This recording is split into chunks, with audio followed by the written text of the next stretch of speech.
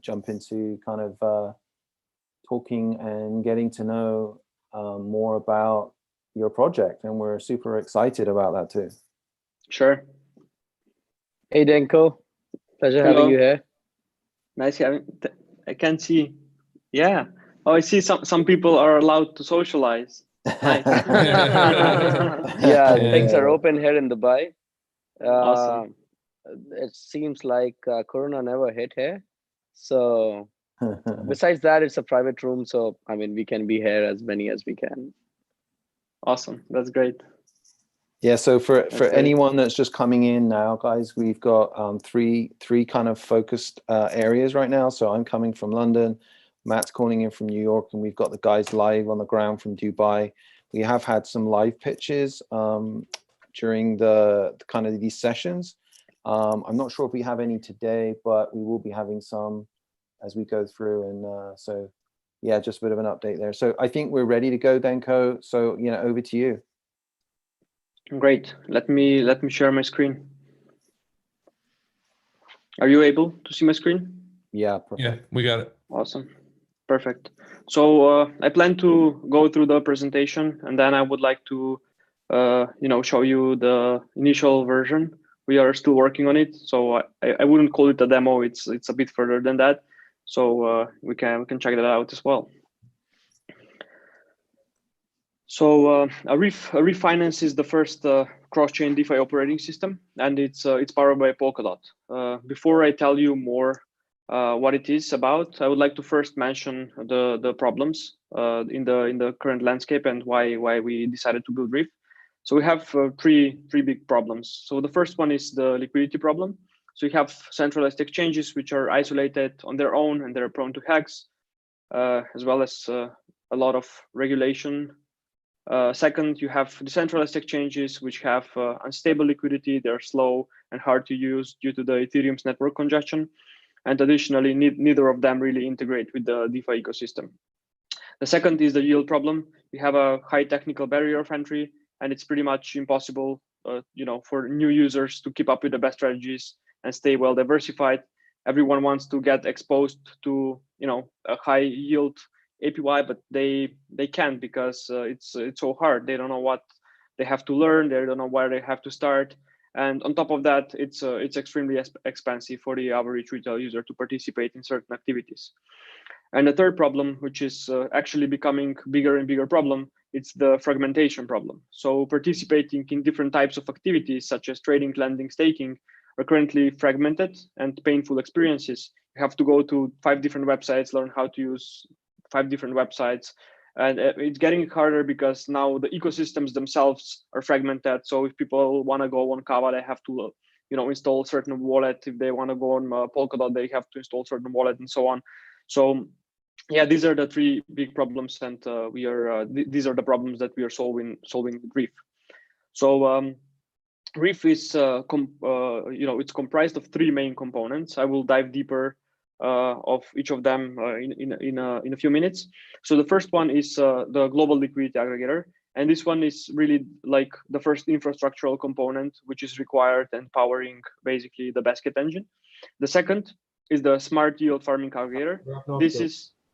This is the one that gives the users access to all the DeFi activities, and it's powered by our analytics engine, which we have been working on for over a year and a half now. And the third one is the smart asset management, and this is the component with which the users interact. So the global liquidity aggregator, we are basically able to hook into all the trading mechanisms, DEXs. We do integrations on chain, while centralized exchanges, we're doing them through prime brokers, as well as integrations such as Binance Access. We actually announced yesterday the Binance Access integration. It's finalized. The second component, this is the most interesting one. We call this 1 inch for yield farming, is the smart yield farming aggregator. It's powered by our analytics engine, which we've completely built in-house. So what happens in the background, there is a lot going on. So we scan the DeFi landscape in real time, and we collect a lot of data. We extract like certain metrics of this data, and then we grade all of these different DeFi instruments with certain risk levels. So what happens is this basket engine is powered by the analytics engine, and basically your funds are routed to the highest yielding pools based on your risk tolerance. Additionally, it's a fully non-custodial solution, and the Reef token is fully integrated, so you'll be able to further like stake it and farm it and compound your gains even further. The third one is the smart asset management. This will be the visible, basically, component. We call it Wealthfront for crypto.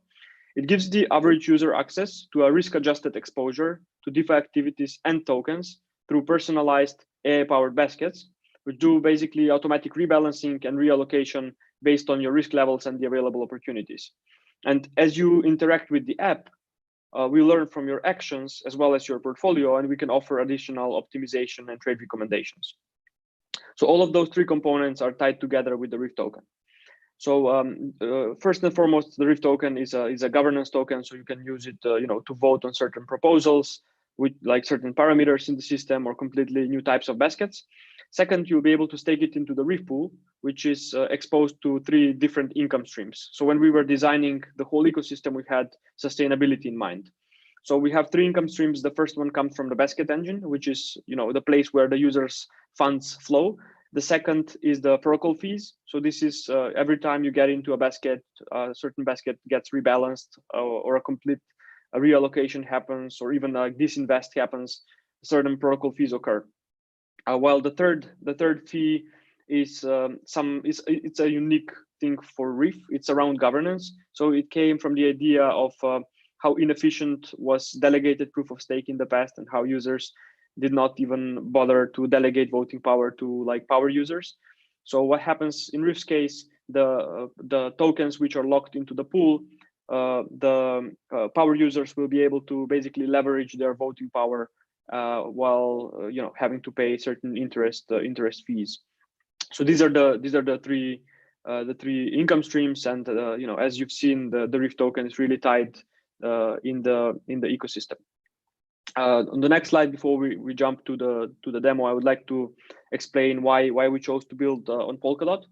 So basically, what Polkadot allows us to do has not been possible to this extent before. We get to be like interoperable, so we have like the cross-chain communication. We can achieve really like high throughput, but more importantly, we inherit the security model, which means we can be highly resilient and still be able to maintain a stable on-chain governance. And as you can see in the structure here, what Polkadot allows us to do is we are not, Reef is on another ecosystem. No, we are all about defragmenting the landscape. So our goal is when you come on Reef, you're able to access pretty much all the landscapes, from like Kava to Polkadot to Ethereum, and even the initial version covers pretty much all the Ethereum protocols.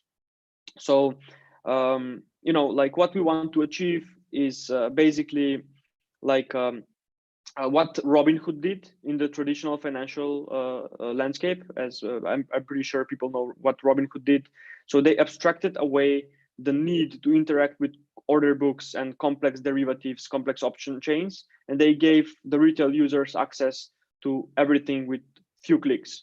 So what we want to achieve is that for DeFi, plus additionally augment the decision-making process for the users with our analytics engine. So let me walk you through how will it look for if you would be a user on Reef. So what happens is you connect your MetaMask wallet.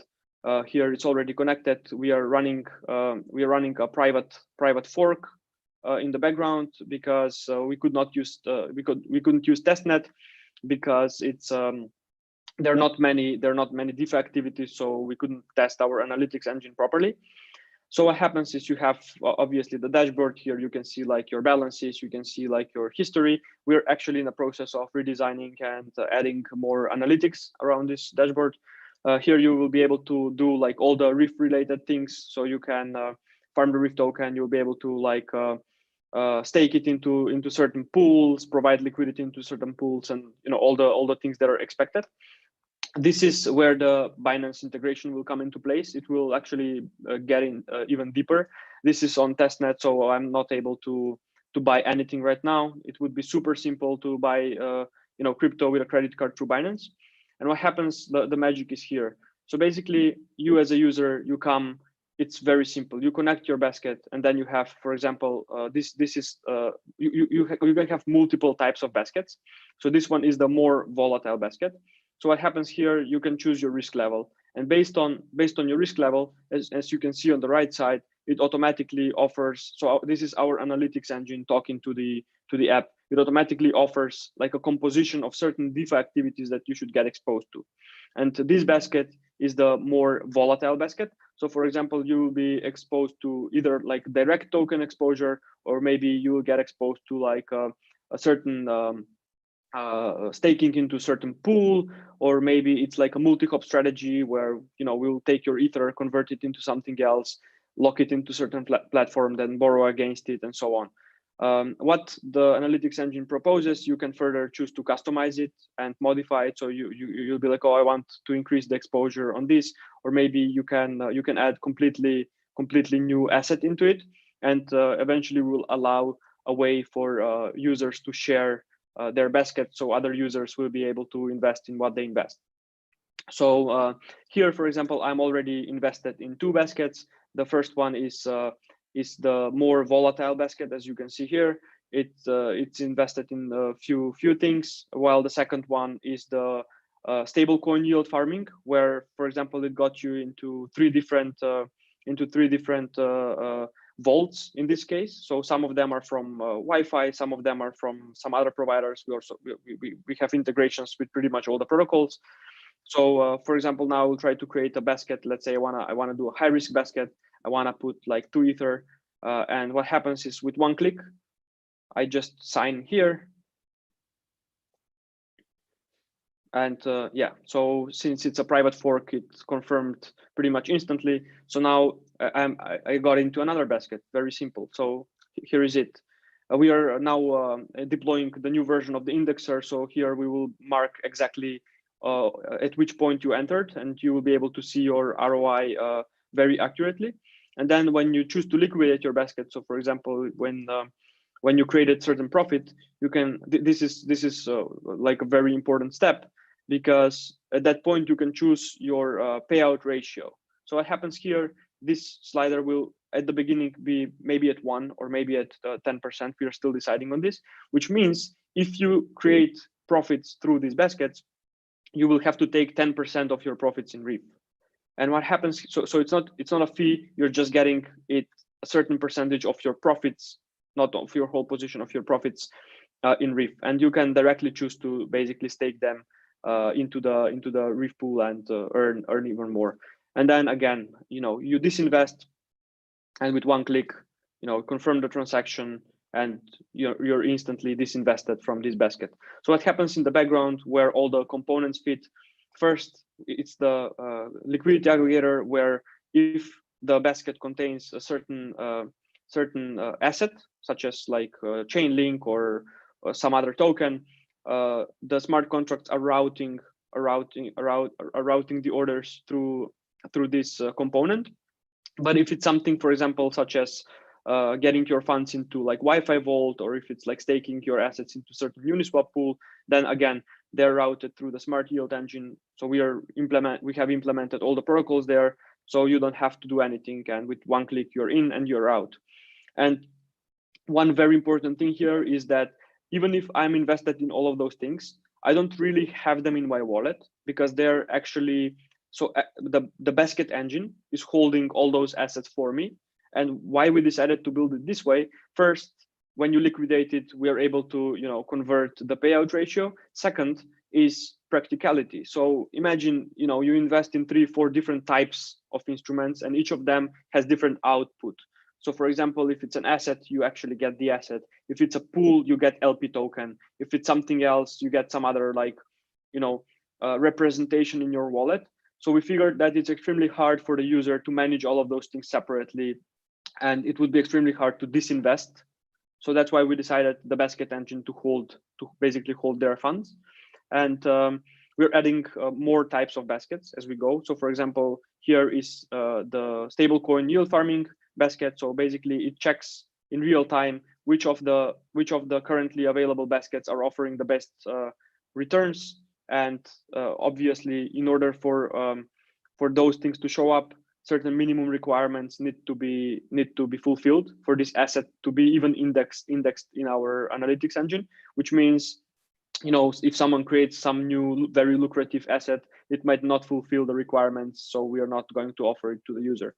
So here you can just you know, choose your diversification ratio, choose the amount that you want to get into, and you're basically invested with few clicks. For example, here I can go in the high basket. I can choose to customize it. It has two assets inside. I can decrease the exposure to this one. I can choose maybe, oh, why don't I add, like, for example, this balancer perp, and I can just click invest. I can choose my amount, and just with one click, I'm in.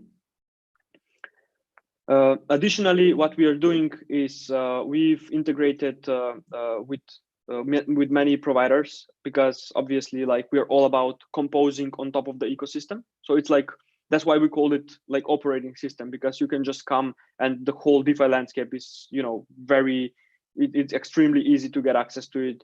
If you are a power user, you can create your own baskets. If you're like a simple average user and don't care, you can just come choose your risk levels and get exposed, and then you can watch your positions very easily. And what we are doing, as you've seen, like here I can see my address, I can set my slippage.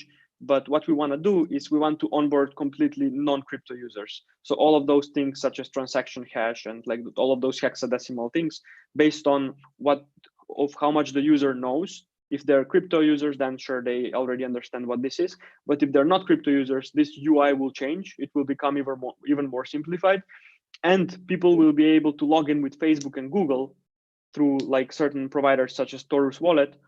And the flow is, you log in with Facebook, you put your credit card, you get into DeFi. And the end goal is this basket to offer like assets from multi ecosystems. So for example, you can choose, I want to get into 3 assets which are on Kava, 2 assets which are on some other ecosystem, and again, with just one click, your funds are converted, routed appropriately, and you're in. So so that's what Reef is about. It was a pleasure introducing you to it. No, great stuff, Venka. That was very impressive. I think the platform there looked really nice, and yeah, we've got a bunch of questions coming in right now. So is this just a quick question? Is this live right now, or is this more of a demo or testnet? Oh yeah, it's actually live, but it's a password protected. And Gotcha. It's running on a private fork. Plus, we just received the feedback from the audit. So the problem is, if we get it out there, even though we have programmatic limits of how much funds can the whole like engine take, because obviously you tell the users, look, please, this is beta version, it's still getting audited, but they don't care. They will just get their funds in, you know, and that's when hacks happen. So it's still private. We have password protected, and we are running it on a private node. So yeah, we only share it with certain like partners or some you know, bigger investors or some exchanges. Yeah. Nice. So you're obviously on a Polka chain. Do you plan on having cross-chain integrations or anything like that? Yes, exactly. So we actually already started working on the cross-chain implementation. So we are even like planning to do something similar to what Ren did. So we are creating some modified version of a bridge where people can easily swap their baskets. And additionally, what we want to do, it's similar to how Trezor, the hardware wallet, has it. You'll be able to download a piece of software where we will take care, you will just be able to import your seed inside, and then we'll take care of everything for you. You don't have to care if you have to create another wallet for Kava or another wallet for something else, or how the assets are sent from one platform to the other. You don't care. Like, everything is handled in the background. The only thing you have to do is choose the how much you want to get exposed to, choose your risk level, and press invest. Gotcha. And then, so I mean, obviously there's a lot of I guess there's quite a lot of functionality on this platform. I mean, in terms of in terms of securitization, assuming, you know, that's obviously going to be, once it goes live, obviously going through tests right now, but with that assumption out of the way, you know, what risks associated to some of this would you be aware of that would be good for the community to be aware of? Sure. So you have two types of risks. The first one is our infrastructure. So what we are doing in regards to this, obviously, we are getting audited by multiple companies. But Mhm. as we've seen, just saying, "Oh, we got audited by multiple companies, and if we get hacked, it's on them." This doesn't work, at least not for us. So what we did is we went one step further, where we started adding like a lot of programmatic limits around the platform, and those limits will be adjusted like in a very gradual manner. Which means, so what happens is when we launch the initial version, we'll probably allow like 200K USD to be invested overall, not per user, but overall throughout the platform, and then slowly increase this limit to build up, you know, confidence in the system. So what happens here, it's all about incentives. So if someone found like an exploit, 200K is still like an amount of money that they would want to take, while it's an amount that we can, you know, cover. Gotcha.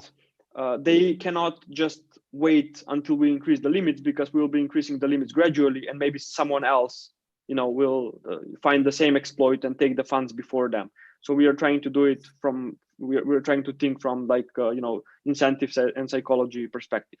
Well, the second risk is, you know, you're not getting invested in Reef, you're getting invested through Reef, which means some of those protocols like Uniswap or some tokens, especially those that have like elastic supply, or some other like lending protocols, if they get hacked, you know, the Basket engine is exposed to this. So the positions there will be pretty much gone, and there is nothing we can do about it, or anyone. Gotcha. So looking at your roadmap right now, is it up to date? Looking on your website, it's mentioning. Yeah, so I have the roadmap here. It's as I mentioned, I have to update the security audit. So all of those things are you know, currently work in progress and are scheduled to launch. We are preparing for TG, and you know, few weeks after TG, we're aiming 2 weeks after TG, we would be able to release the initial version of the product. Gotcha. And are you planning on a centralized or a decentralized listing straight away, or is that not something you can tell us today? Yeah, so obviously, like us being a decentralized product, we are definitely, you know, we'll definitely be present on Uniswap and Balancer, but we are, you know, on target to get listed on a certain tier 1 exchange on TG day. Okay, so it'll be a dual listing. Yeah. Gotcha. You did drop the big B word there in terms of integration partner, so we won't give anything away, because now obviously people might get disappointed or too excited either way. But okay, I'll let people make their own assessment and imagination on that. Matt, have you got any questions for Denko over there from Twitter? We got a bunch coming through on YouTube. Yeah, so I guess there was just a couple that had come through. I'll try and reword them. So I know you were talking about which chain you're operational on. So you're launching on Ethereum originally, and then when Polkadot's more interoperable, then you're porting over. Is that correct? Actually, we will be porting not before it becomes interoperable, because it might take some time.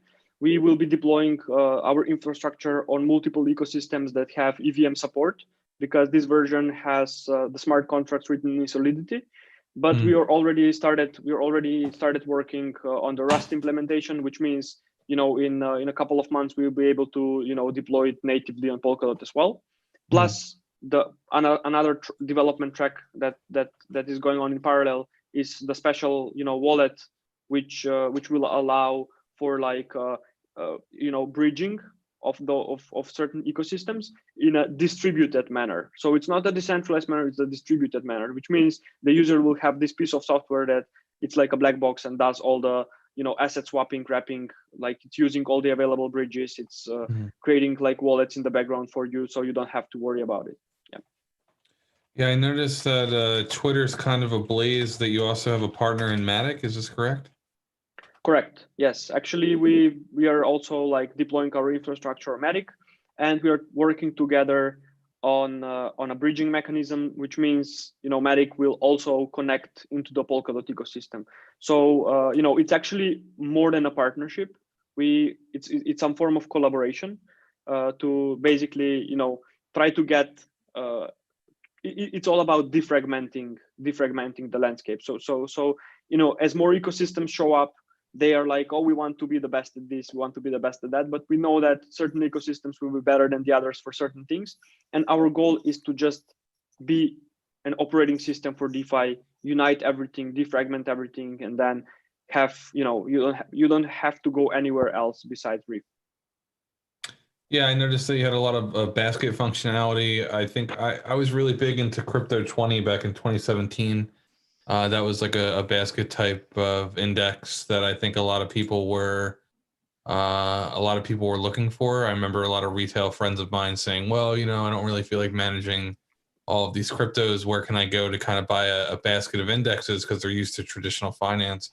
It seems that you're doing a pretty fantastic job. I mean, you have it up on screen right now. Yep. With this UI.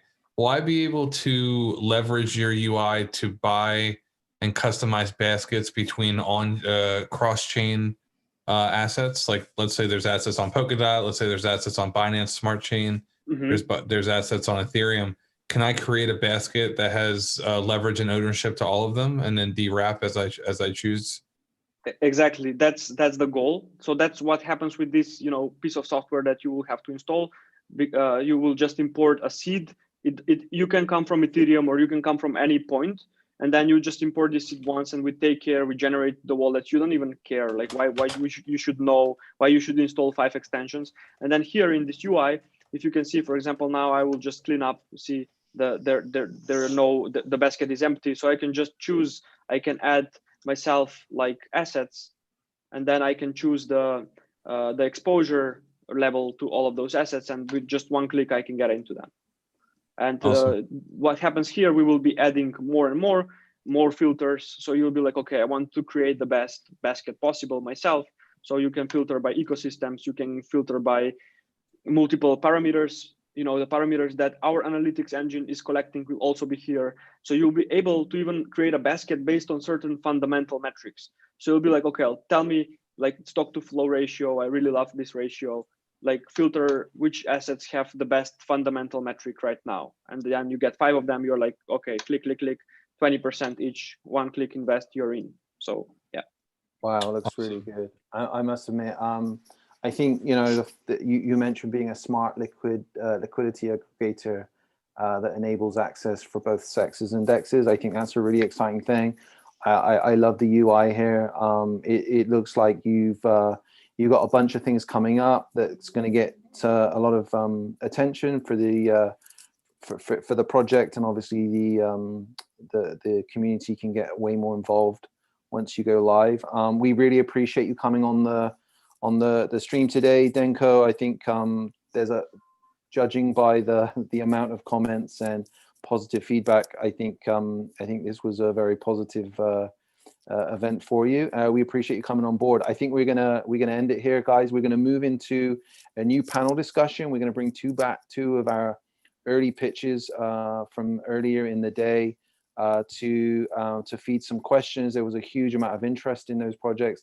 I think those pitches were extremely good. So thank you again, Denko. We'll look forward with anticipation. Yeah, if you want to hang around for the pitch, Denko. Yes, exactly. Denko, if you may please want to hang around and interact with the projects that I've pitched earlier today. It'll be great to have you Sounds and good. your input. Thank you, guys. It was a pleasure being here. Thanks. Great I'll stuff. stay.